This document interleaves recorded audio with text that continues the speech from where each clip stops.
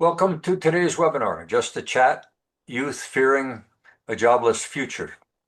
For generations, young people have asked, what am I going to be when I grow up? Or what do I want to do? Or what's my career? A question rooted in the belief that work provides both purpose and identity.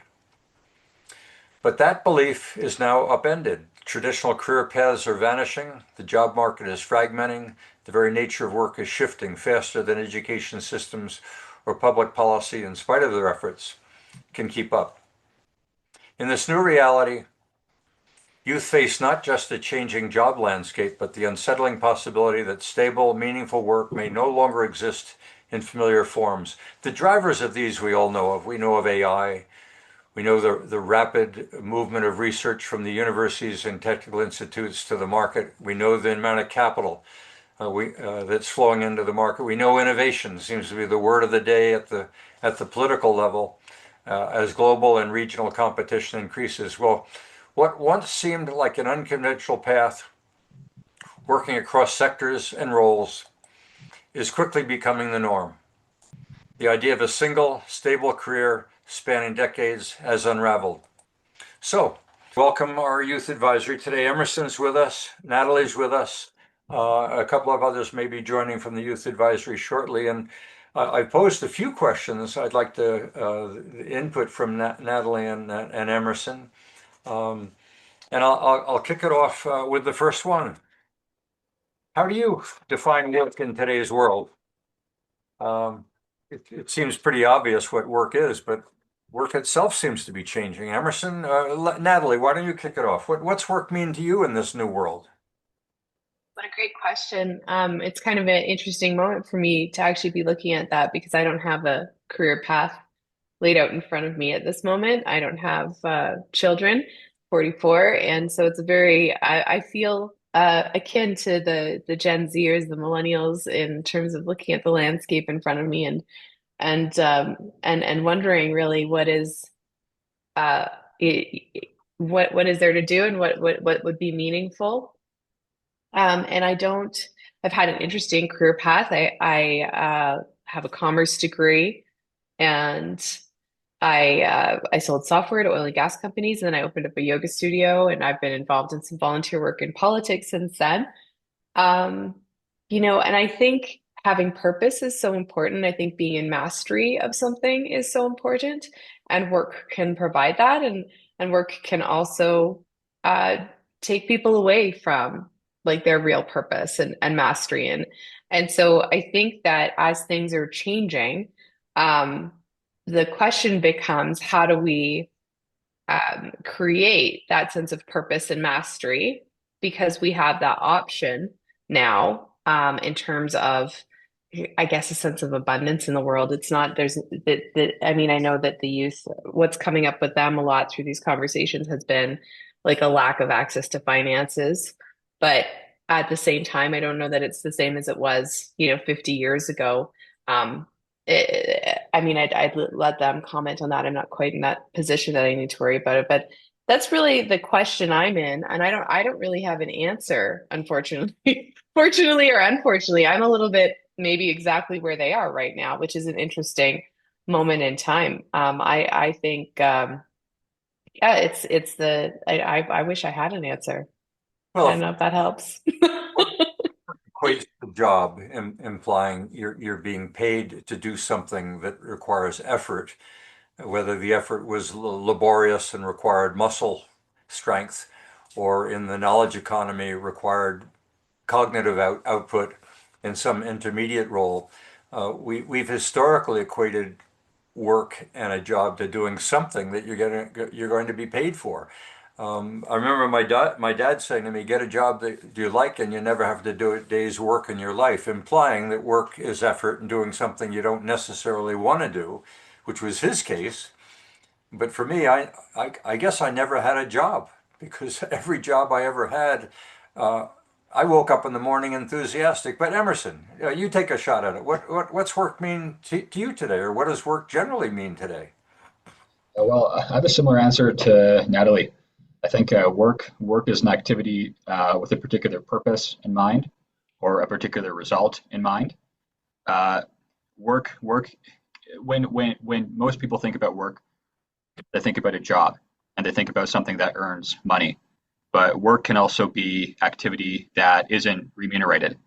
It can be, being a mom or a dad, or it can be being a local community leader. It can be lots of different things. A sports coach. So there's that element of work as well. And I do think when people think about work nowadays, they're thinking more about, as Natalie was talking about, work that involves purpose. That is what people seem to care about more and more, is not just having a job, but a job that contributes to the world being better. Uh, in terms of where I'm at on it, I'm divided on it, because on one hand, people do need work that pays, that provides a living. There's a point at which a person doing whatever pleases them, but that doesn't make any money. It just becomes selfishness and avoiding basic responsibilities, and that's an excess that people can move in if they're not careful or responsible. But then there's another front, which is, people can do multiple different types of work at the same time that are in accordance with their unique purposes, and that's important too. So, and the ideal is that a person is, as you're saying, find something that they do for work that is vocational. It's part of their calling. It's a part of a path that is unique to them, and those different steps along that path might be remunerated. Some might not be remunerated, but hopefully there's some combination of those different pieces. It's interesting to think about work from a variety of dimensions. I mean, one where it's almost mandatory in order to feed yourself or to feed your family or those who you're responsible for. You must work. You take whatever you can, as was the case during the Depression 100 years ago. You take whatever work you can, you do it, you earn a living. You enter into another period where you're making choices. You have many choices. You want to do something meaningful. What you're doing in this decade of your life may differ from what you're doing in the next decade because life changes. Mm-hmm. And as a consequence, you make the choices as to what you want to do versus work being imposed upon you, as might be the case in a prison or in the military or joining some workforce. So, do you feel more excited or anxious about the future of work, given what's going on with AI? How do you sort fact from fiction and the narratives around automation and job loss? We were talking during the pre-recorded session about the ramifications of AI in general, but for the purpose of this discussion, we're looking at AI and the threat that automation of literally anything human may have significant and serious impacts on jobs in the future. I'm going to lead off with you this time, Emerson. AI and jobs in the future. What's your view? I'm really excited about it and really optimistic. I mean, there'll be some jobs that are lost, and there's going to be losers, as there are with any types of technological change. There's also going to be a lot of winners, and there's a lot of opportunity that's out there right now, whether it's in Canada or in other countries. This is what we were talking a little bit about in the previous call. Is there's so much change in the world right now? That means that there's a huge amount of opportunity. What that means is that people need to they have to be creative about how they use different technologies or innovate in order to be a part of that change. I mean, I'm just entering the deep tech investing space with an American investment firm, and just looking at different deep tech opportunities. If you look at different components of data centers, or if you look at new types of fiber for faster communication between data centers, or you look at biotech innovation, smart grid technologies. There are so many different types of innovation out there that are being enabled by these new technologies. So people who are smart and people that are looking at the opportunities and who invest themselves, who are really hardworking, are going to be a part of that wave. And those who aren't are not going to be a part of it. And so that's just life in my view. But so I'm optimistic about these different changes. So, before jumping to Natalie, you're alluding to the relevance of change and continuously learning, continuously being engaged, riding the tsunami, but not passively, actively recognizing that we're in a world of change and human beings need to adapt to those changes because their jobs, their welfare is going to be affected. That's Exactly. the essence of resilience is continuous learning. Exactly. And this might come to future questions looking at, you know, moving between sectors. But my view on this is it doesn't really matter what your education was in terms of what you studied. What matters more is being a thoughtful person who studies hard, who tries to learn the ins and outs of an area, who can problem solve. And a smart, opportunistic person is going to say, this is the way that the world is going and I need to adapt in order to be a part of where the world is going and work my tail off in order to be well positioned to be a part of that change. And some people are going to do that, and some people are not going to do that. But everybody has the opportunity to do that if they want to do that, or the vast majority of people do, in my Now, view. Natalie, you want to add anything here? Yeah, I mean, totally agree. I've been in a lot of meetings this week about Bitcoin and what the Alberta government is doing with Bitcoin and AI data centers. And I think it's a little bit of an illusion that just because AI is going to take over some portion of jobs, there won't be other jobs. But what I will say about it is that I think the what is changing is the idea that you're going to be handed a job or that the path is going to be very clear. Like you're going to go make widgets, then you'll be the manager of the people making widgets, then you'll be, like there's like a clear ladder and a clear structure for how that's all going to go. The people that are in the rooms that I'm talking to, they worked in oil and gas and they understand like oil and gas assets and stranded wells and the potential for new energy development in Alberta, fueling the AI, fueling the Bitcoin. But in all of that, they're talking about, in some cases, maybe this is hyperbole and I misheard, but I heard somebody quote like twice as many jobs as what's going on in oil and gas right now. So I think that we're in a little bit of a fear paranoia illusion that just because these things are happening, there won't be huge opportunities that come along with them. Well, you're both bringing an element of optimism, given your life's experience. I'm sure the young people who haven't entered into the workforce or just considering entering in don't have that opportunity to be able to reflect on what it took in order to make that transition from having a job to not having a job, to making career changes, to needing to learn something and making a commitment to a hobby, or joining a new network. AI is often referred to as contributing to the end of the knowledge economy. I've got a book over here on the shelf called The Future of the Professions. It's not very optimistic about the knowledge economy, and that's the realm where AI enters in, having access to anything that's been digitized and being able to help me from getting marbles out of my carburetor to managing a garden to flying an airplane. Do you believe creativity is becoming more valuable than knowledge? In the pursuit of facts and credentials, is that losing ground to innovations, to storytelling, to design and other creative skills? Should schools be doing more to cultivate creativity? Natalie, what do you think? Well, one of the things I've noticed about what's going on with AI is that it's in very creative in that sort of design way. Like I used to spend a lot of time creating Instagram posts for my yoga studio, and now I can go into an AI chat and be like, give me an image that shows somebody doing yoga in a field, under the sun, and it does it in seconds. What would have taken me like an afternoon to do, and then I can change things like really quickly too. So I think even like what we would traditionally think of as creativity is going to be challenged, but creative problem solving and the ability to put together new solutions and new ideas, and actually, interestingly, the ability to ask the right question, which Mhm. is maybe a precursor to creativity, is so is so important when you're learning AI and how to work with AI, right? Because it's all about if I could position the right question, I'll generate the right solution. And I think that there's an element of creative thinking in in learning to ask questions even.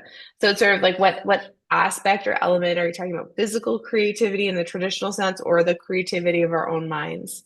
I find that interesting when you use the Instagram and the building of an image.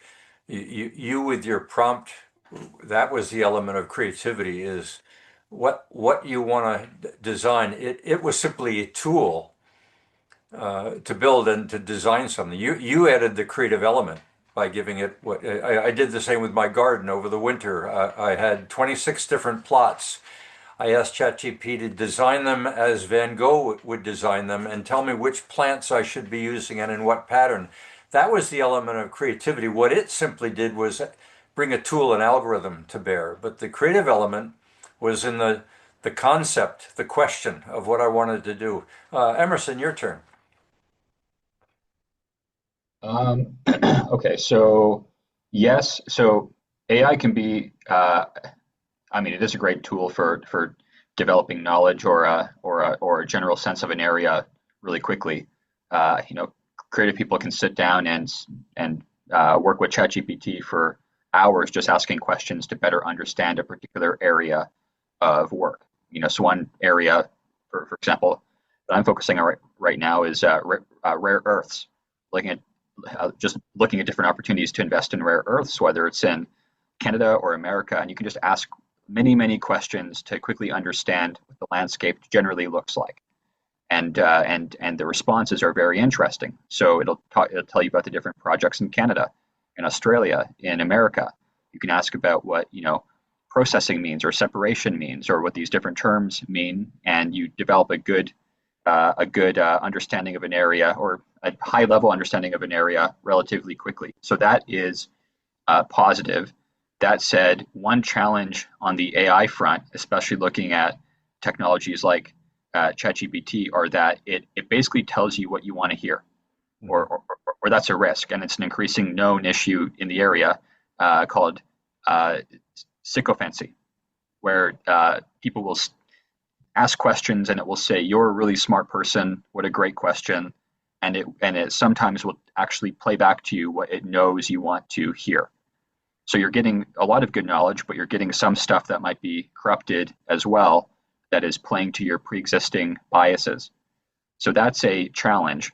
I think what it means is that human relationships become even more important, as trite as that is a lot of people will have access to this high level knowledge, but not everybody will have access to relationships to put that into practice. And what will be even more important are traits like judgment, discretion, practical wisdom to sit back and think, okay, I've learned all of this, but what do I think on this before going out and acting? So the risk is that a person just seeps up whatever they've ingested in terms of knowledge, but doesn't actually think about it. And then the other thing I find, and it's purely anecdotal, but the more people spend time on YouTube in terms of looking at inspirational videos, motivational videos, the more time they spend on ChatGPT, working through these types of technologies, the more they can start to sort of ingest just common wisdom that isn't really wisdom, that makes people just kind of uh, weak in terms of pushing people away from actually engaging in the world. They end up feeling really comfortable engaging with these technologies rather than going out into the world and participating and engaging in healthy conflict with others. So that's a risk as well when it comes to too much use of online tech AI. So they can be drawn into AI as their reality and Yes, minimize their exposure to the human uncertainties. exactly. And then you start to see people's behaviors change incrementally. Okay, People that you, might have been, you're, you're yeah, you're touching on skills that you consider to future proof. Emerson, what should youth be learning today to remain adaptable tomorrow? And are schools or universities even keeping up? I know we raised the question last week. I was intrigued with the direction the discussion was going, and I pose the question that if schools today have libraries and books and all of the learning that children are exposed to from the written word, why are they not being exposed to a curriculum teaching them social media threats and opportunities and how to use it and how to use AI as opposed to resisting it like Luddites of the future? Emerson, what do you think we should be doing with our schools, universities, and how to future-proof our kids from just exactly what you've referred to? I think a few things. One is, and it's really hard to do, but small scale, small seminars between teachers and students that force in-person conversation. That is really important. Um, that's hard with class sizes being bigger. But in my UK studies, there was something called the tutorial system, where you would write an essay per week, and you would then have to sit down one-on-one with the professor or with one other student and defend it for 30 to 60 minutes. And it's a very intensive one-on-one situation where you can't hide. If you don't know what you're talking about, you can't hide because you're going up one-on-one against an expert. So more small-scale conversation, I think, is really helpful. The second thing I would say is history, theology, philosophy, topics that are fundamentally about the world and about people and how different people are. That I think is helpful these days because it reminds us that the world is complicated and many people have different values and think in different kind of ways, but you still have to engage in the world and confront that directly rather than drift into your alternative realities based on whatever you're reading and with what makes you comfortable. It's a big problem in our politics, but also in culture more generally, where people are increasingly able to, hide and tell themselves stories or narratives that enable isolation rather than sort of embracing the good pain that has to do with healthy disagreement on a wide range of topics. And history, theology, philosophy, those kind of topics are really good in just reminding us that people are really, really different. Well, it certainly takes you into deeper thought than simply structural engineering. Natalie, you want to weigh in here? Yeah, I mean, I love what Emerson said, and I think it's really practical. I know that he is a professor, so he has a bit of like on the boots on the ground knowledge about what he's saying.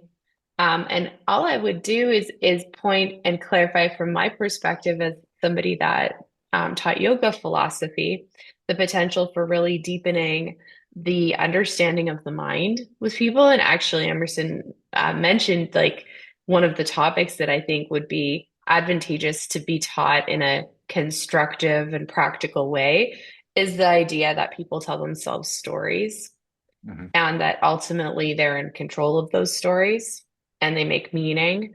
And I think that there is a huge potential for, in a non I don't want to say partisan or specifically particularly like ideological way, but just in a very practical and constructive way to have young people understand that um, and work with their own minds because that's what as you move towards isolation or as you move towards what's the right question to ask here, that is an ability to shift my own thinking.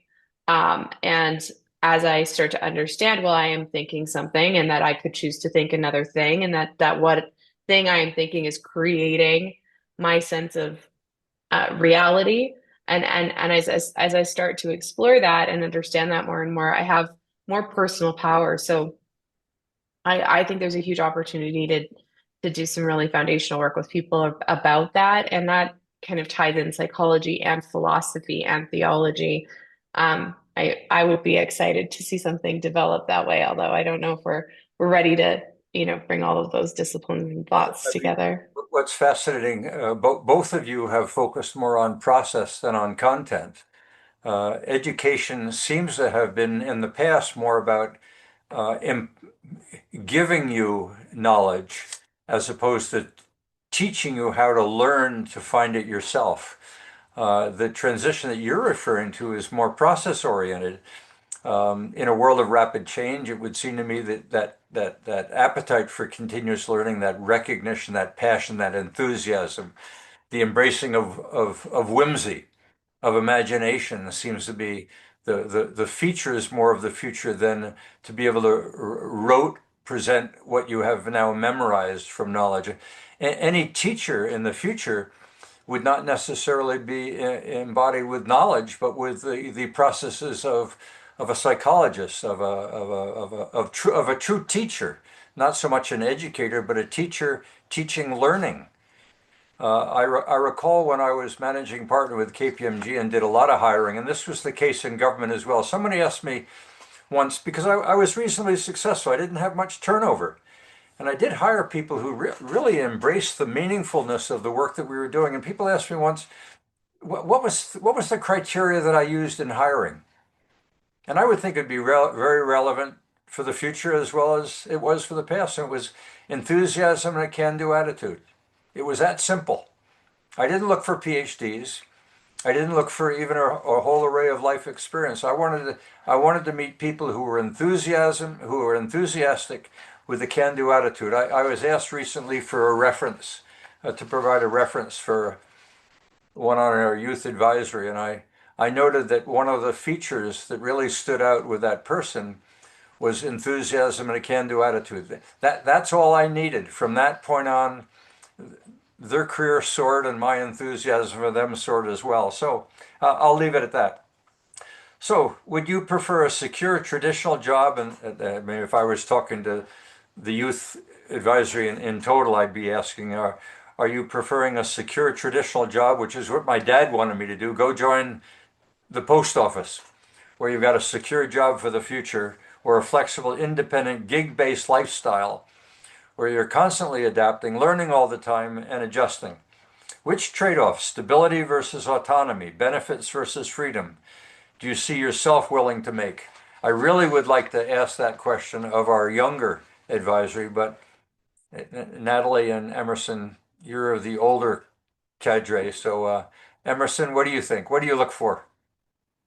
I think a key criteria for me is what you are building as part of doing something. So if something is part of a portfolio, is it part of is it part of something larger, whether it's institutional or something beyond that? I'd say for me personally, it's about vocation. I think every person has a unique calling or series of callings that are particular to them. And this is more of a theological Christian perspective. Every person has a unique calling from God that is true to who they are. And the different steps as part of that calling might differ. It might be across sectors. Some might be formal work, some might be informal work. But the question is the work that a person is doing or that I'm doing, is it part of your unique calling? And does it make sense or not? Is there a clear thread through it, through the various things that you're doing? So that's how I think on it overall. And then the second piece is on, are you building something as part of what you're doing? And that means that you probably need to spend a good amount of time in a particular area. So are you dedicating 5 or 10 years to whatever it is that you're doing, whether it's academic studies or if it's working with a nonprofit or government? You need to spend some time in what you are doing. And then it should provide enough financial stability for you to be able to lead a good life that enables creativity and other good elements of life. So those are the things that I think of when it comes to life paths and a choice of work. So that stable assembly line mentality of getting a job, learning how to do that job, and doing that job the rest of your life. God, I can't imagine anything more boring. My career changed every 12 and a half years, about how long it took to get bored and then make a leap into a whole nother career to find something more meaningful. Meaning, for some people, a job is simply a means to the end of defining yourself, finding yourself. Natalie, what do you think? I mean, such a pertinent question in my life. I'm a little bit at odds. Can you actually just repeat the initial question? Sure, it's would you prefer a secure job, stable, the assembly line? Oh. becoming an automaton, making a living, or something that required Right. flexibility and independent gig lifestyle, more of a lifestyle. I remember my initial thought when you read this question earlier now, is something that actually Jim Carrey said about his father, who was an accountant and always wanted to be a comedian and ended up getting fired as an accountant at some point. And he said, you can fail at the thing you don't want to do just as much as you can fail at the thing that you do want to do. And I think that sort of requirement for us to be fully engaged in our lives and be trying to find a sort of a true path or vocation, as Emerson said, is the it doesn't go away just because there's someone's handing you a job. It's an illusion, right? That safety that just because there's a structure like that it's easier or something. I think the challenge for all of us to find that maybe it's a bit more fast paced now, right? Maybe that ability to sort of sit and rest in one of those structured concrete jobs is a little bit more it's harder for people to sit and to find something to just sit and rest in. And maybe that's to their benefit, since ultimately it's our job to really find our path, if you look at it that way. Well, I mean, looking at this question relative to the AI question, where AI has the capacity to replicate whatever is routine through an algorithm, that's the assembly line mentality of having a job where you are doing something routine only to find that AI is your competitor. Whereas if you're involved in doing something meaningful, transitional, such as Alan Offenberger in the search for fusion and spending much of his life in the realm of research and discovery to try and find that holy grail and spending day upon day upon day in his life in that aspiration to discover something. Um, there are very few of us have an opportunity to find that sort of a job where you're actually, as an artist of knowledge, of creating something that doesn't exist at all today, and that you've made a contributor. That's meaningful. So, what support do you think youth need to prepare for the future work? I mean, I noted enthusiasm and a can-do attitude. I noted the processes which you've each alluded to of continuous learning, of being ready to adapt. Is there anything that you'd like to add? Should government, schools, employers be helping youth navigate the new economy? Are youth voices even being heard of their fear and their frustration? Emerson? I think the first thing that comes to mind is exposure to opportunities that exist beyond Canada. Canada is really bad at getting young people to study abroad. Our undergraduate study numbers are worse than the US, even. People talk about how close-minded the US is, but fewer students in terms of percent of undergraduates on the Canadian side do any study abroad than Americans. And we're way behind the Australians, way behind the French, Germans, etc. And spending time outside of Canada helps to show a person just how big the world is and just how much opportunity there is out there. So that would be my main recommendation is that we need to get more young people spending at least a few years outside of Canada to have an appreciation of the world outside of Canada and how a lot of the opportunity is there. So that would be my first thought. This was Kennedy's perspective when he developed the Peace Corps in the U.S. It's one of the arguments many make about the relevance of a couple of years in the military to get exposure to the world at large and an array of responsibilities and building of a discipline. Natalie, what would you suggest? Um, Something that has come up multiple times over these calls is the idea of resilience. I think it's even come up today. It's just sort of like obviously they need resilience, but and even if talking about the military, that's really resilience training. It's discipline, it's mental toughness and focus, and those sorts of more disciplined practices, I think could really could really help the younger generation. I think that's what's lacking. So when I think about some of the difficulties I had in teaching the style of yoga that I was teaching, which was a more disciplined practice, everything has become so fluid and without boundary. And I think adding in that structure and enforcing a structure and having everyone learn about the importance of having structure and and and the thing about structure is it creates resilience, right? Because as you bump up against the edge of the structure, you fail if you try to go outside of it. You don't get the result that you want. And right now, in yoga, for example, there's just absolutely no structure, and people are completely, upset if they get feedback or if they're being told they're doing something wrong or something doesn't work. And so that sort of learning would be, I mean, advantageous for everybody, but it's something we've really moved very, very far away from, in my opinion. So the development of some comfort with uncertainty seems to be one of the core values of resilience, of not being afraid, in fact, embracing elements of uncertainty within limits as an opportunity to not just build resilience, but to learn and to learn about oneself. I know of people who run. They like running. But running isn't just the experience at the moment, it's also learning about their own endurance and discovering who they are and how capable their body is that they've inherited, that they live with all the time, but they have no idea what the limits of that body are.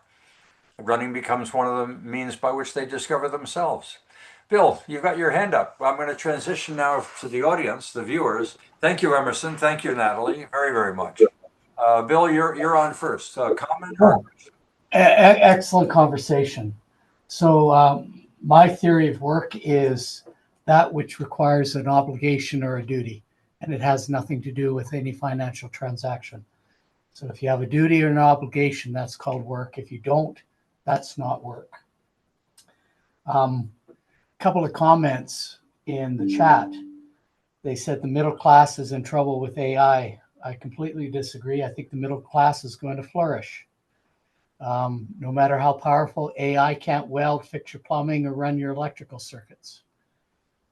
I think the educated class is in serious trouble. Your university, your accountants, your lawyers, some of your doctors, they're in serious trouble with AI. We've already had an AI that completed a very complex surgery without a surgeon's requirement in there and did it better than the surgeon possibly could. So I think the attack is in our, quote, educated class. And I think in the future, if the young take toward trades, they're going to be incredibly successful. About finding creation, the youth creating something. Well, the challenge with that is the youth don't have the experience or the knowledge, the human time knowledge to actually have a creative force. I mean, otherwise it goes into fantasy and fantasizing. Wouldn't it be nice if we had transporters that we could press a button and instantly appear in France? So I'm really challenged in asking the youth for a prediction or an opportunity in the future.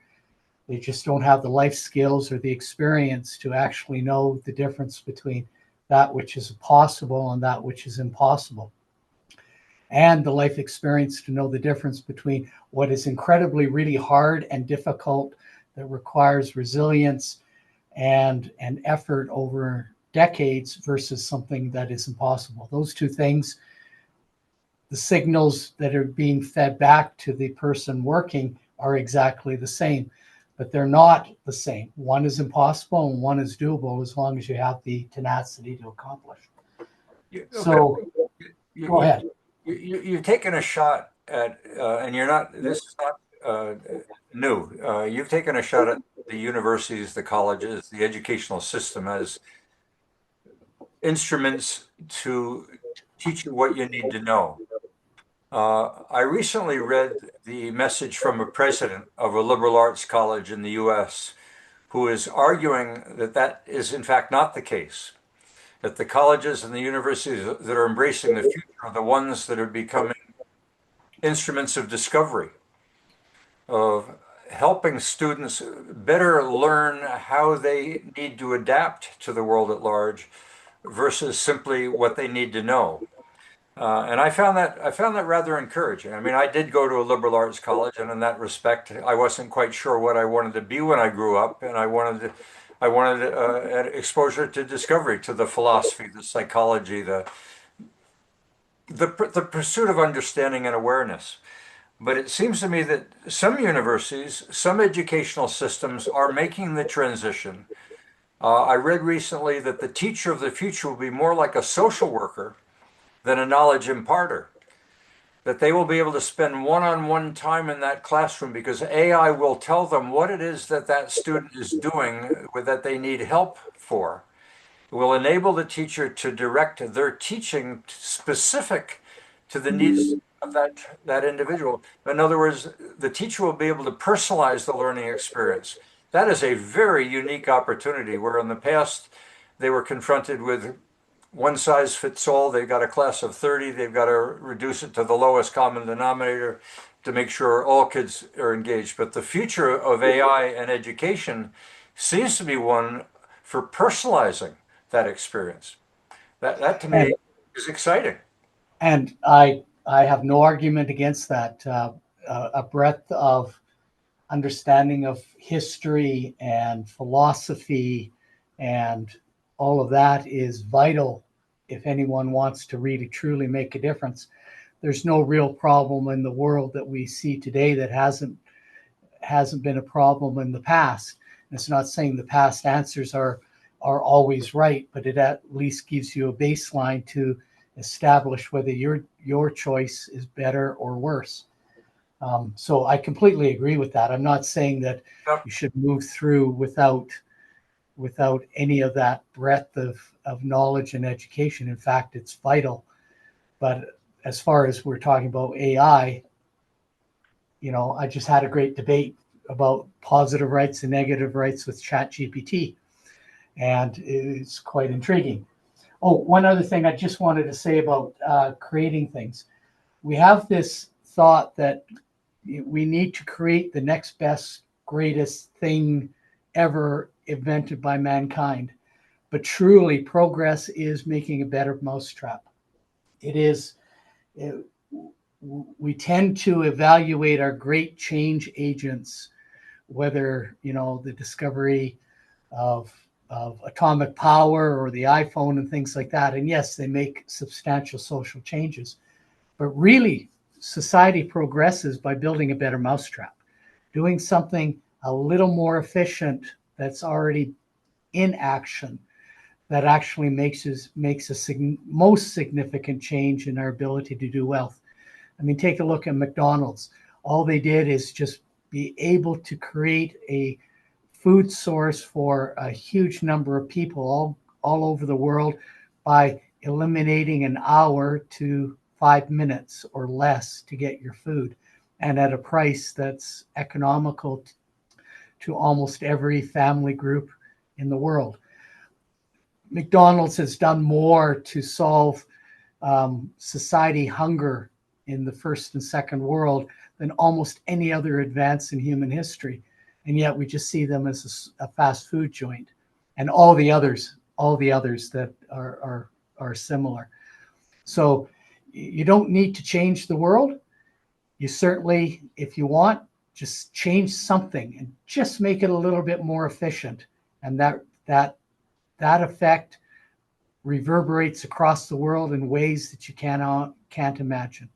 Well, let's hope that our politicians who are responsible for public services, whether it be in health or specifically education, are alert to this issue. And rather than being defensive and protecting jobs as they exist today, are transitional and are helping those educational systems make the move from protectionism to one that says to the teachers of the future, there are skill sets that you're going to require in order for you to become a true teacher, so that the students that you are exposed to, whether it be in elementary, high school, or off into university, are conscious of the fact that individuals are going to have to adapt. And it isn't what they know today that will be relevant for their job for the future, but they will be continuously adapting. Mel, you've often got something to add in this. I know I'm calling you unexpected, but you're sitting in that forest with that nice waterfall in back of you, so you're probably relaxed and full of brilliant insights today. You want to add anything here? Well, it's kind of funny. About 60 or so years ago, I was in this position, trying to figure out what to do.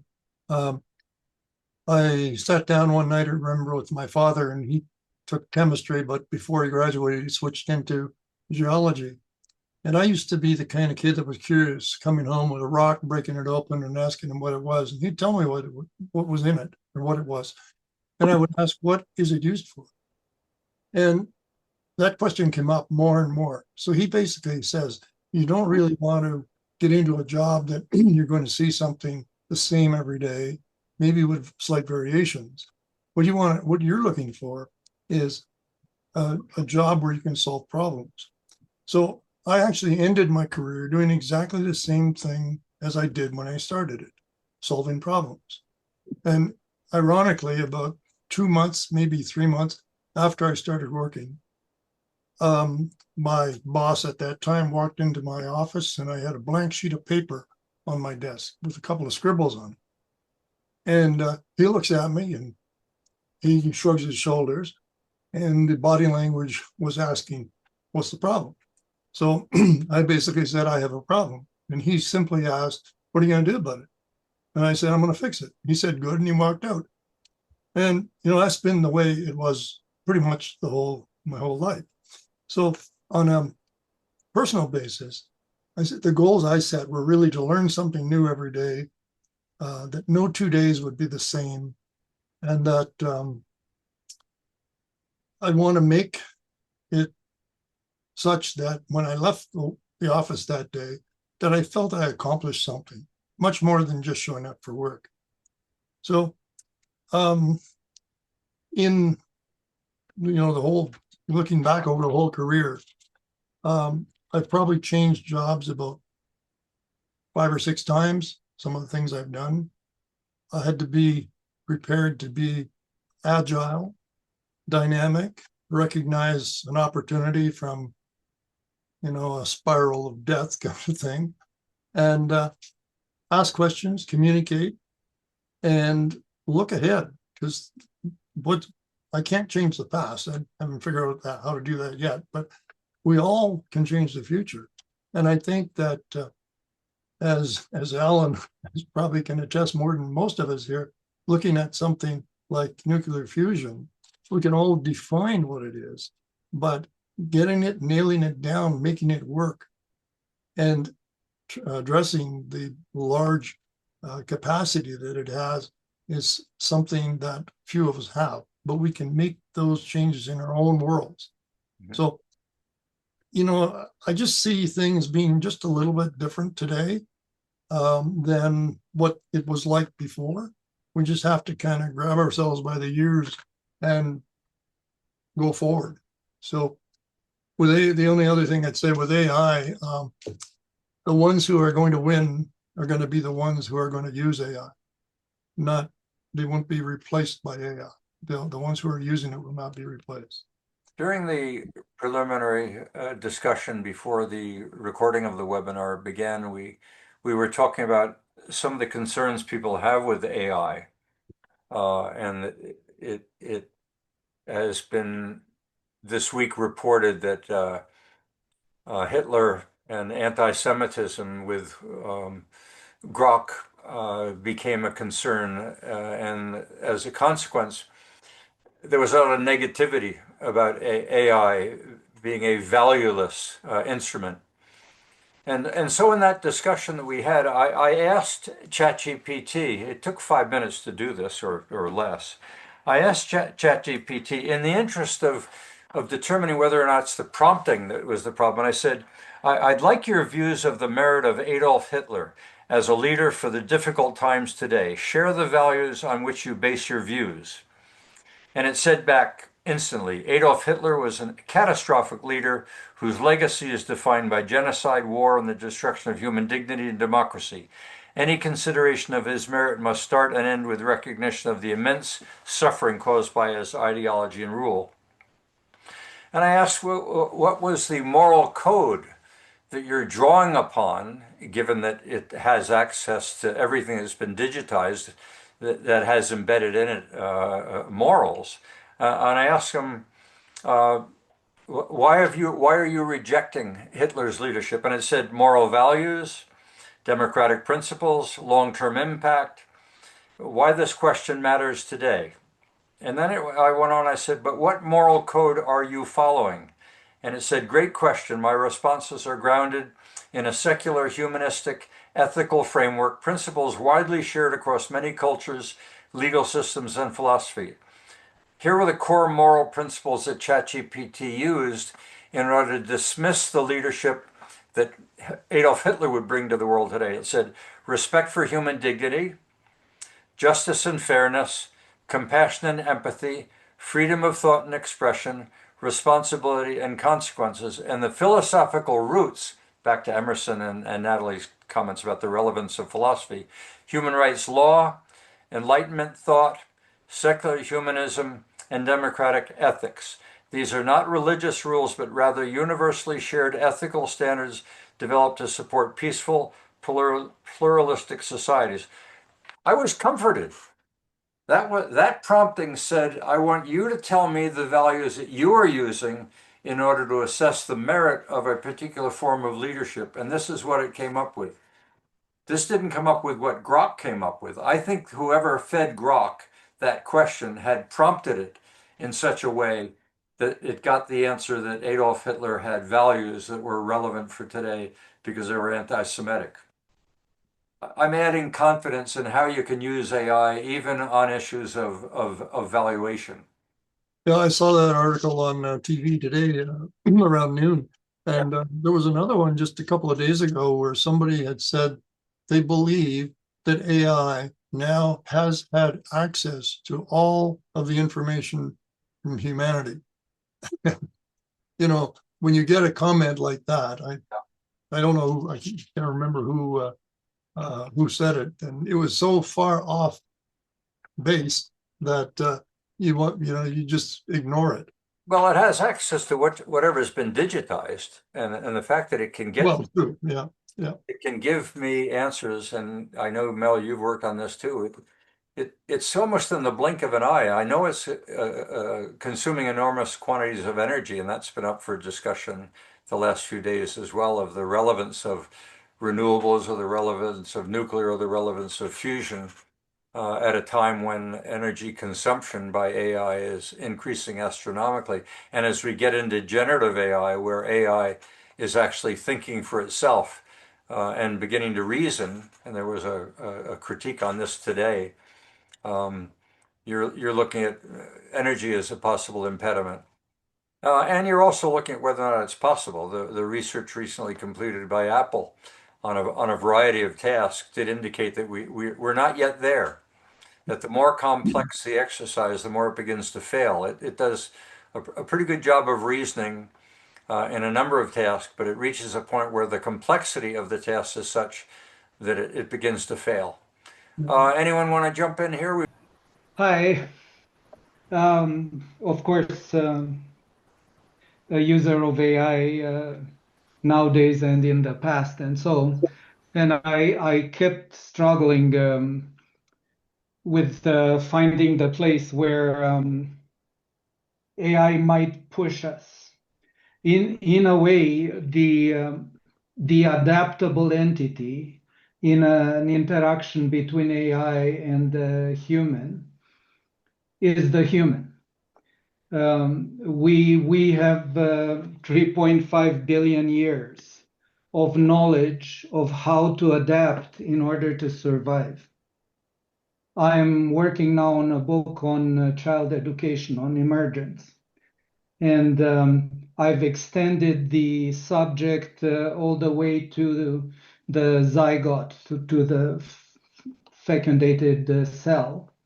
And one of the surprises for me was that actually the maximum number of neurons that we have, it's 7 months in the embryonal division. So prenatally, we have the highest number of neurons that we will ever have.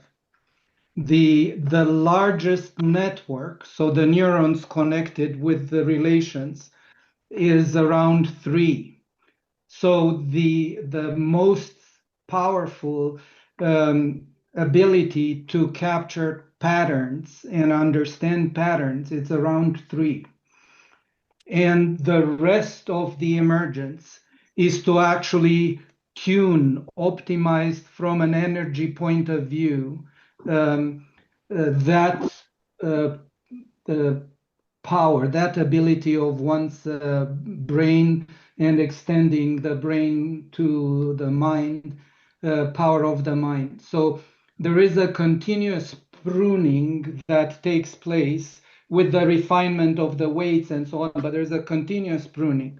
And currently, we usually are left with, let's say, the 4 dimensions, the 3D physical dimensions and time, and several limitations that are keeping us surviving, but they have been pruned. And I'm wondering if bringing AI tools into education, as you've mentioned earlier, and tuning the way education occurs in those periods in which the brain, in a way, is decided how much to acquire versus what to prune, might not lead to a new generation or new generations that are actually more intelligent and more capable of handling abstraction than current generations, than our generations. Well, I was thinking the other day, Bogdan, and I was trying to remember what that thought was, and it was maybe the world needs more futurists. If futurists are those that are envisioning what the world might be and what pathways we might take as individuals and or collectively to get there, maybe we need more people with imagination. And Yeah. then that's what young people with knowledge of AI spend more time in whimsy and in using their imagination of a world or of a life that is different than what we have today. Bill, you've got a comment here about can AI do my job? Can AI do? Yeah, that's the choice. But we have to remember, AI cannot trust. It has no courage. It has no honor. It has no sacrifice. It doesn't know truth. It cannot judge, and it doesn't know right from wrong. Those are all human decisions and human values. The best it can do, and I just had a little chat with GPT about that. It said the best I can do is create a consensus, but that doesn't make it right or wrong. It has no ability to do those things because it has no values. It holds a 0 value. It's the ultimate nihilist entity. So I don't think AI is a threat. Obviously, it has a huge potential to maximize human productivity in many, many areas. But don't ask it questions that touch those bases about trust, sacrifice, courage, truth, judgment, etc., because it will fail, and it admits it will fail. Thank you. Hannah, your turn. Yes, thank you very much. First of all, I appreciate what was said by Bodan. We'll talk about the pruning of the brain, and that perhaps early processes, we have to be careful that we let people develop thinking as an individual before we try, training them on AI.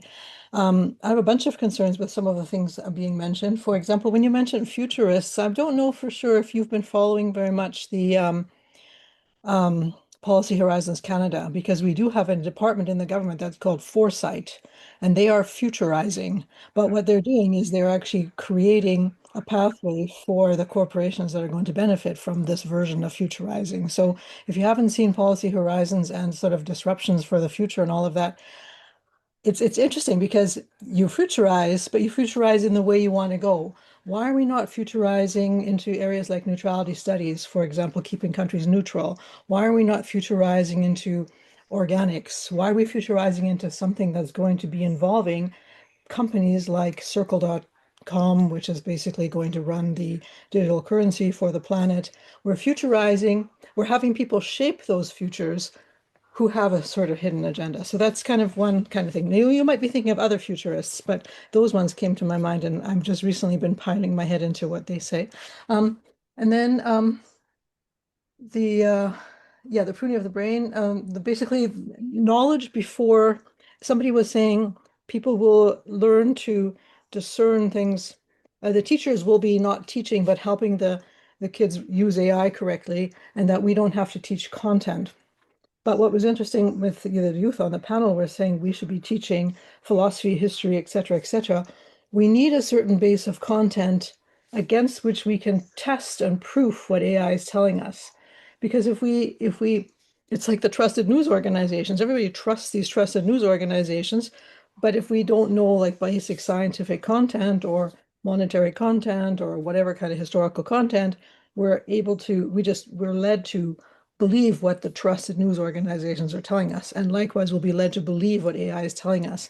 So I think before we let our young people loose on AI, we have to really strengthen and rewrite the curriculum to have a much stronger content basis so that we know what is basic before we start trusting AI to tell us all these other things. I mean, there's a way for AI to pull in things, and it's a matter of learning how to ask questions properly. That's true. But without a base against which to check yourself, you don't know what you're getting is actually trusted and believable. I think that's an excellent point, and maybe a good one to begin to wrap it up. There is clearly a knowledge base, foundation, reading, writing, arithmetic, whatever it might be, in order to enable you as an individual to make judgments on some of those foundational points of knowledge. Point well taken. Emerson, we're at wrap up. Natalie has had to leave. Any concluding comments you'd like to make about the future of work and the apprehension that youth have about a jobless future? I like what you were saying earlier about protectionism. We need less protectionism. And part of how we can do that is looking to what some other countries do. You were talking about the Peace Corps on the American side. I think of Israelis who, all have mandatory time in the military, where what they basically learn through that experience is how to problem solve. My business partner is Israeli, and I work mostly with Israelis. And they joke and say, if you ask an Israeli to do something or whether they can solve a problem, they will always say yes. And the reason for that is, you've gone through the military and you have other people shooting missiles at you, so you have to find a solution, even if you don't know how to do it. So the more that we can get, I think, young Canadians to have similar experiences early on in life outside of formal education, the better. So, can we create a system for high school students or students pre-university that go abroad for a year, where that just becomes the culture? That kind of thing outside of formal education that gets young people to see more of the world, that forces them to encounter challenge, that takes them out of this protectionist bubble with their parents or institutions. I think the better.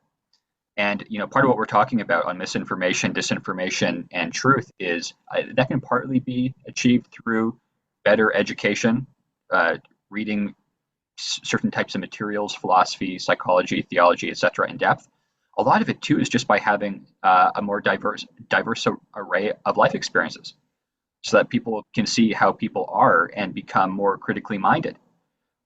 Just through having more experiences, some good, some bad. You have to get your butt kicked sometimes through different elements in life to figure out how the world works and how people are, and that just makes you more critically minded. So I think the solutions are partly in formal education, but also outside of formal education, and I would veer more towards the latter when it comes to solutions to what we're talking about on critical thinking, and that's good for work as well because that's where a lot of the opportunities are.